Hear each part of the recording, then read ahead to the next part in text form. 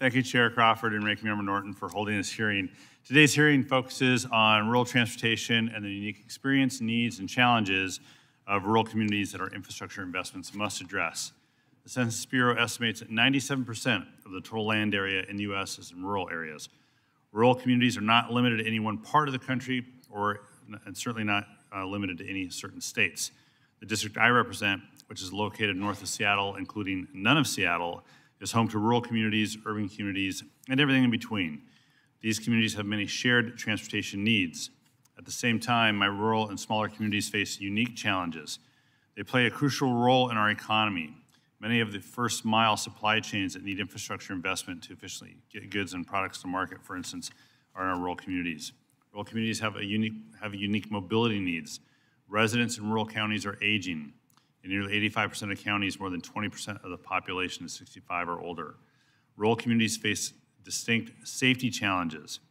While only 19% of the U.S. population lives in rural areas, nearly half of all fatal crashes occur on rural roads. These realities highlight the quality of life, economic development, safety, and mobility benefits we can achieve through investments in rural areas. The bipartisan infrastructure law is helping rural communities respond to these challenges. A frequent topic of this committee is how federal infrastructure dollars can advance equity. A key part of realizing equity in transportation systems is ensuring that smaller communities can succeed in accessing funding. Smaller communities have limited funds to design and apply for infrastructure grants and limited capacity to manage complex permitting and construction. Yet, smaller jurisdictions in my district and throughout the country are in great need of investment. The BIL marked the largest investment in transportation infrastructure since the 50s, and it's already paying off in rural areas. Investing in rural transportation creates jobs while enhancing transportation connectivity, supporting global economic competitiveness of our farmers and manufacturers. A great example of the BIL's investment in rural economies is through bridge funding.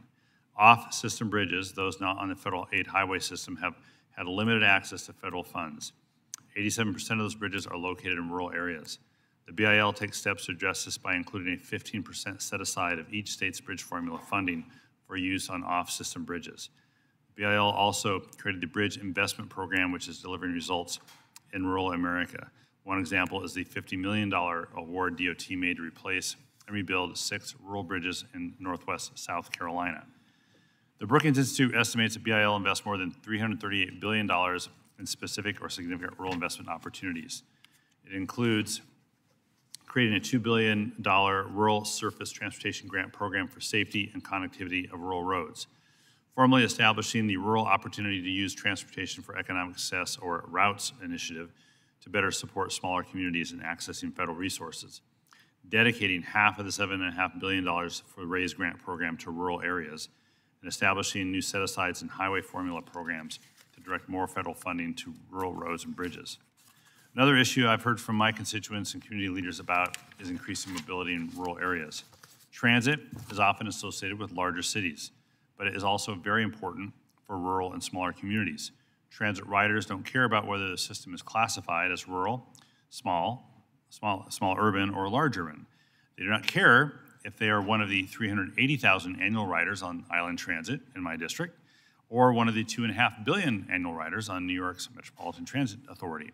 What they do care about is getting to their jobs on time, making it to doctor's appointments, or being able to visit friends or family. That's why the BIL made significant investments in transit infrastructure nationwide, including $4.6 billion for rural area transit formula program, a 42% increase over the prior authorization. The BIL also invests $1 billion to support ferry service to rural areas, mainly Alaska, a note. The BIL also requires that 15% of all bus and bus facility grants go to transit investments in rural areas.